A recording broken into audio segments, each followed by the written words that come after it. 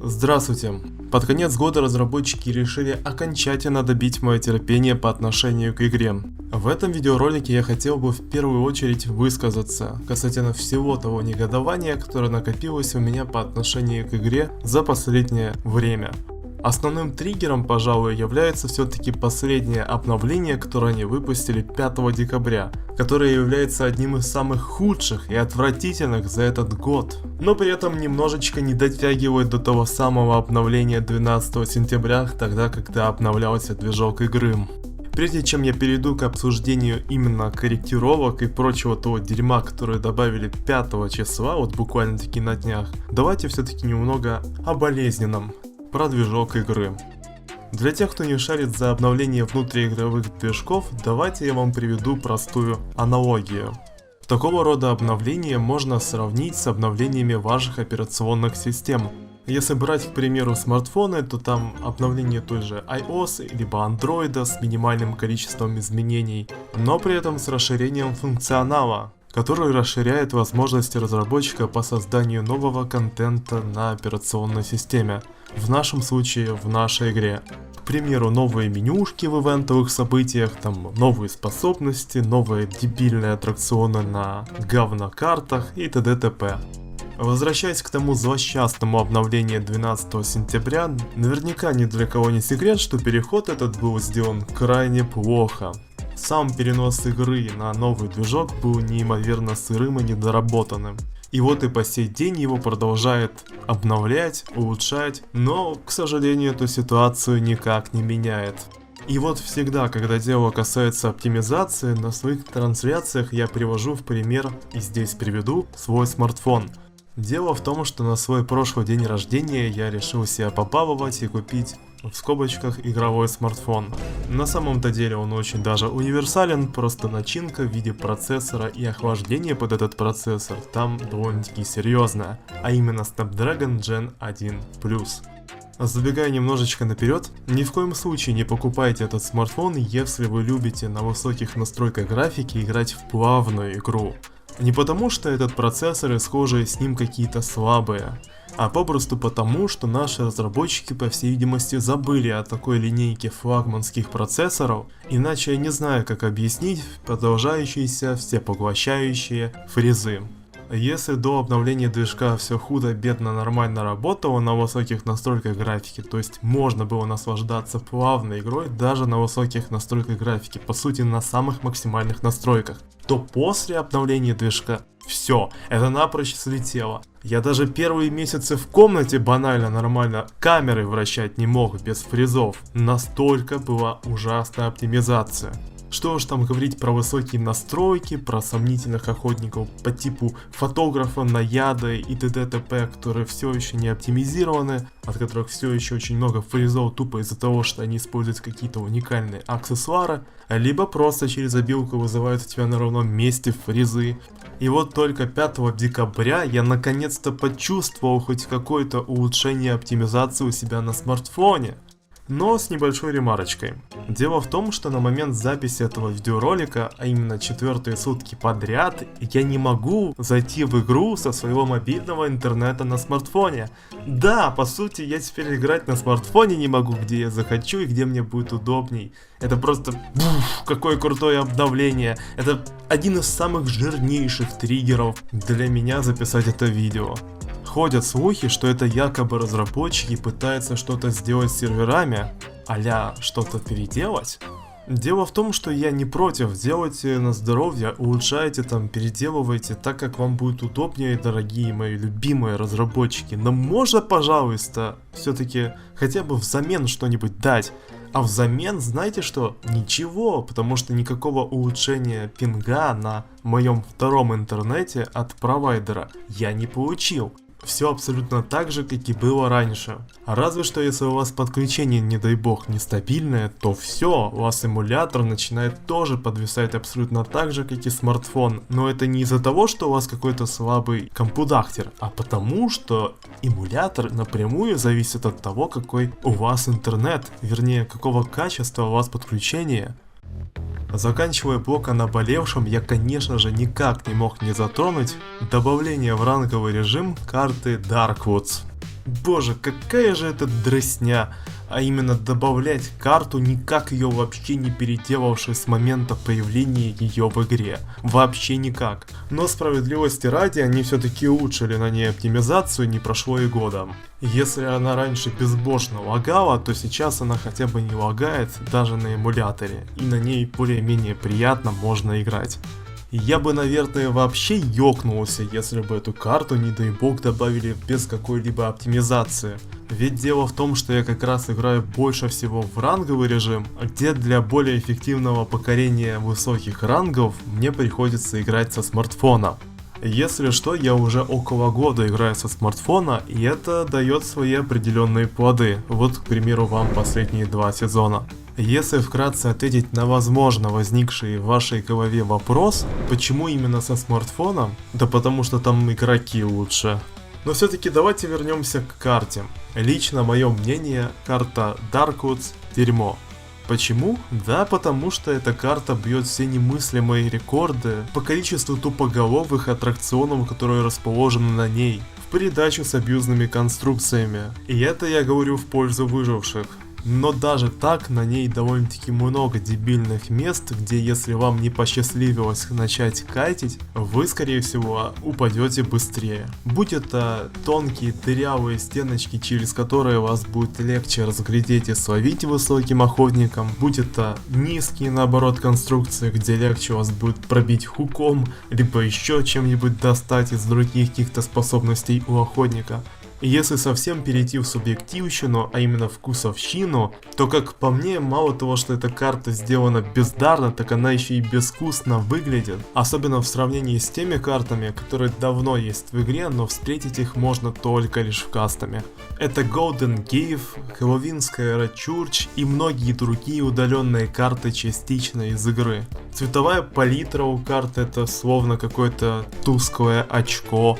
Предметы, которые расположены на ней по типу собак в клетке, которые зацикленно гавкают, противно еще и воют. И если это сравнивать с тем же Ever Sleeping Town, который тоже есть в ранге, то там любой такой зацикленный в действии объект будет намного лучше. Будь то руки, которые вылазят из-за стен, гейша, которая танцует в тени, либо могила падающая. И это только то, что я сейчас вспомнил. Знаете, так-то если подытожить, то мне, наверное, не так уж и плохо будет, как тем же мейнерам охотников, потому что они, во-первых, будут сталкиваться с теми самыми абьюзными аттракционами и в целом сильными местами для кайта, а во-вторых, из-за угрюмости карты они еще хуже будут видеть вдаль и на средние дистанции, что в совокупности меня радует. Вот только нам, как выжившим, тоже придется довольно-таки долго адаптироваться под эту новую противную карту. И наверняка ее еще потом переделают, улучшив баланс на ней. И еще раз нам придется всем дружно к ней привыкать. Наконец-то мы переходим к финальному обсуждению обновления 5 декабря, а именно к корректировкам. Забегая наперед и тем самым вас завлекая, скажу, что эти корректировки самые спорные за этот год, лично для меня, а именно как для игрока, который наиграл в игру больше 9000 часов, то есть играет в игру по многу довольно-таки продолжительное время. Первое, могильщик, он же Грейвкипер. Мне, как бывшему S-Bage копателю, непонятно, зачем они решили ему добавить новую, по сути, подспособность. Ведь уменьшив откат лопаты, они его и так усилили, а добавив ему подспособность, они его прям супер усилили. Если раньше у вас вот-вот закончится лопата и при этом вас охотник не ударял, вы нормально вылезти из лопаты по сути не могли. Вам нужно было где-то останавливаться в полете и как-то на неожиданности подлавливать охотника. А теперь можно попросту будет выпрыгнуть с лопаты. Причем выпрыгнуть еще и с рывком в полету заранее. Это просто вау. И вдобавок, не обязательно именно так же использовать лопату. Теперь, получается, можно всякие выкрутасы делать с охотником, а именно использовать полноценную лопату, делать рывок предположим, в палету либо в окно, стремительно из лопаты выпрыгивать, перелазить окно, скидывать палету, тем самым продолжая катить без лопаты, чтобы потом снова в нее залезть и вынудить охотника ударить по вам, пока вы снова не перетянетесь в какую-нибудь новую безопасную палету, либо окно. Вау, спасибо, конечно, но этому персонажу не нужно было этого делать, как по мне. Он и так против всех охотников был хорош, а теперь против многих будет еще и силен. Круто. Профессор. Вот профессора как раз таки нужно было улучшать и нужно было как-нибудь пытаться переделать. С этим я согласен. По итогу они немного сократили откат ему чешуи, когда он успешно ее прожимает, но и при этом сделали возможность чешуей контрить капканы Бэйна и заряды Хермита. И это только то, о чем я сейчас знаю. Это, конечно, безусловно очень прикольно, но есть всегда одно «но». Он не может контрить способности, которые напрямую наносят урон, такие как Зеркало Марии, Лезвие Рипера, Ракеты Смолифейса и так далее. Поэтому держите это в уме, когда в следующий раз будете на нем играть. Нападающий, он же форвард. Ну что сказать, наконец-то про персонажа вспомнили, и теперь у него 20% дебафа к декодированию вместо 30. Думаю, это улучшение смотрелось бы лучше, если бы его ввели тогда, когда его в последний раз нерфили, а именно его скорость траты меча и длительность станов. Если мне не изменяет память, это было 1,5 года назад, то есть на 1,5 года запоздалый баф. Пророк, он же Сир, теперь вне зависимости от использования правильного или неправильного совы будет получать дебаф. Помимо дебафа на 10% снижение скорости перелаза, так еще и дебаф на 5% снижение скорости декода. Что, как по мне, очень справедливо и еще сильнее выталкивает его из меты. Мне так-то на этого вашего Сира по барабану, я что с ним в команде редко играю, что на нем супер редко играю. Для меня Сир, пожалуй, 4 года назад перестал быть интересен как персонаж. Жрица. И снова мне придется воскликнуть наконец-то, потому что наконец-то жрицу занерфили. Наконец-то, вот просто наконец-то. Они буквально 1,5 года в своих вопросах-ответах обещали это сделать. И вот наконец-то они хоть что-нибудь сделали. А сделали они по большому счету ничего, кроме как в очередной раз признались в том, что они любят этого персонажа и не хотят сильно и заслуженно его нерфить. Вы просто посмотрите на этот смехотворный дебаф. Я каждый, если что, баф и дебаф буду выводить на экран. Вот в этом случае не нужно меня слушать фоном, обязательно посмотрите. Это же просто смешно. Они ничего не сделали жрице.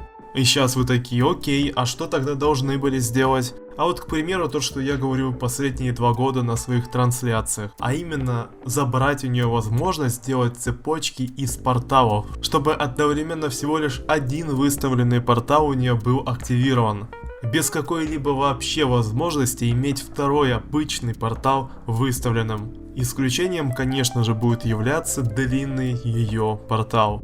Но даже если так ее жестко занервить, она все равно будет хорошим персонажем, я вас уверяю. Но, конечно же, нет, такого не произойдет, такого нерфа у нас не будет. У нас будут клоунские посовыпыления на буквально 10-е секунды.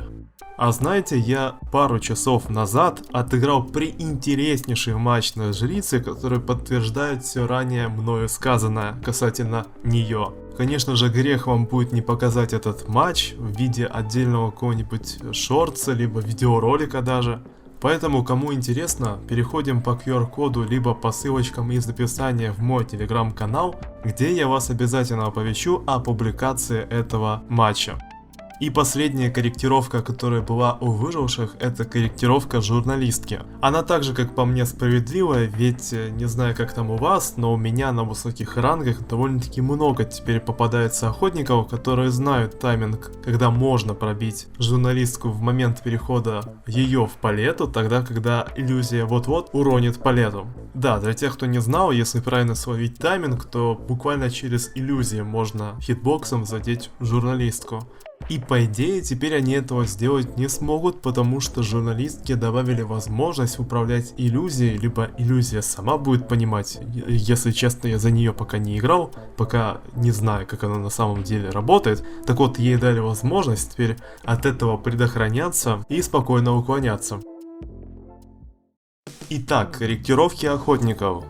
Первой по списку идет The Shadow, она же Айви, за которую я по правде все еще не научился играть, но отлично понимаю, как она работает и как против нее играть. Вот только удается против нее сыграть далеко не часто, ведь она всегда в бане. Если говорить вкратце, с ней все понятно, ей в очередной раз, так как и любому другому метовому охотнику, увеличили откат способностей. Поэтому затягивать с ней никакого смысла нет. Скрипач. Сокращено время, необходимое для поломки палеты, до 0,25 секунд. А также ему улучшили и увеличили вроде как ноты, которые он использует на последней своей презенции, то есть на последнем присутствии, тогда когда с одной огромной ноты он может испускать еще целый ряд нот. На практике это все крайне мало заметно, поскольку мне довелось сыграть на нем один матч, и я бы не сказал, что что-то изменилось в нем. Ну, в любом случае, корректировка приятная, пускай он этого вполне заслуживает, потому что у него топорная механика управления, это и самый неприятный охотник, очень сильно зависящий от нинга, поэтому я только рад за него. Наяда. Ей немного подкорректировали использование обычной атаки. После обновления мне тоже удалось на ней несколько раз сыграть, и я бы не сказал, что что-нибудь тоже изменилось в случае с Наядой. По всей видимости, это все корректировки, что у Наяды, что у скрипача, которые по большей части будут и влиять на пинг-моменты, которые происходят из-за больших рассинхронов в пинге. Сангрия, оперная певица, наша нелюбимая. Скорость прыжка в тень увеличена до 12%. Неожиданно время восстановления танца теней, то есть отката обратно по идее, увеличено до 24 секунд. Заслуженно, справедливо, поскольку она все еще при зеленом пинге может быстро догонять выживших, и это мало кем контрится из выживших, потому что как-то так сложилось, что в нашей игре скорость действительно важна. Скорость разрыва дистанции между охотником и скорость у охотника в плане поимки выживших. Это все неимоверно важно. Хермит, мой горячо любимый охотник. Он неоднократно давал мне возможность дойти до ранга дракона за охотников, а также показывать на нем отличную статистику. Несмотря на то, что ему довольно-таки существенно понизили передачу процентов декодирования на остальные машинки, то есть теперь выжившие где-то в 1,5 раза быстрее заводят машинки, нежели раньше против Хермита, он все еще может при хороших отыгровках показывать неимоверно хорошие результаты. Как мне кажется, эта корректировка была в первую очередь адресована низким рангам, где действительно тяжело людям справляться с такими охотниками, как Хермит, и уж тем более с такими охотниками, которые неимоверно сильно замедляют декодирование. На высоких же рангах стоит вам хотя бы пару раз ошибиться в поимке первого выжившего, так они вам сразу же 3 машинки без проблем заведут, и остальные 2, пока вы будете улетучивать первого, подзаведут. Однако даже при таких сценариях Хермит мог отыграть от последующих нескольких ошибок выживших и дотянуть первого выжившего до улетучивания, прежде чем заведется последняя машинка. Теперь это будет сделать гораздо сложнее, и по всей видимости вам придется гораздо чаще отыгрывать разумно, то есть переключаясь скачками туда-сюда, чтобы сделать раскидовки, телепортами, скачками через червоточину, неважно. Нужно как можно сильнее затягивать игру и снижать здоровье выживших в свою пользу. Если вы хотите сейчас посмотреть, как играется Хермит против опытных выживших, предлагаю вам перейти на мой канал в раздел трансляции и тыкнуть на какую-нибудь последнюю трансляцию. Там вы наверняка найдете Хермита, да и не только. Да, если что, я еще и стримлю. Готман, он же самый настоящий козел, которого мне нисколечки не жаль, и все те корректировки, которые ему прописали, абсолютно заслужены. Он все еще сильный охотник, если на нем правильно отыгрывать. И с этой новой корректировкой он становится более скиллзависимым. Теперь он не сможет абьюзить кресло во время спасения, и теперь у него клетки очень долго откатываются в плане времени заполнения энергии, необходимой для них. С корректировками мы закончили, пришло время подытожить все ранее мною сказанное. Как вы, может быть, заметили, я записывал блог о корректировках охотников отдельно от остальной части записи. Прошло где-то 16 часов с момента последней записи, и я все еще не могу зайти со смартфона, с мобильного инета в игру. Это все еще не пофиксили. Так как и кривую оптимизацию, так как и оптимизацию, кстати, иногда кривую и на эмуляторе в том числе. Об этом я тоже говорил. Но в целом, наверное, мне так же, как и всем вам, хотелось бы верить в лучшее. Не знаю, как вы относитесь к разработчикам нашей игры, но я вот их по-прежнему люблю и уважаю, потому что за свою жизнь я переиграл в множество всяких других соревновательных игр, и мне есть с чем сравнивать. Поэтому я действительно убежден в том, что если я буду писать часто фидбэки, чего многие игроки не делают, я тем самым буду помогать разработчикам улучшать мою любимую игру. К чему и вас призываю. Если вы когда-нибудь увидите какой-нибудь новый баг в игре, либо очередное проявление неоптимизированного движка игры, пожалуйста, в конце матча отправьте элементарнейший краткий фидбэк. Вот, если что, где он обычно расположен, также его можно отправлять здесь и здесь. Давайте не будем безмозгло поливать дерьмом наших разработчиков, давайте им хоть чем-нибудь поможем. Давайте попробуем, по крайней мере. Быть может, это поможет действительно и улучшит нашу игру. У микрофона был писатель фидбэков Марокко. Прожмите этому видеоролику лайк. Напишите душераздирающий комментарий насчет вашего мнения касательно того или иного изменения.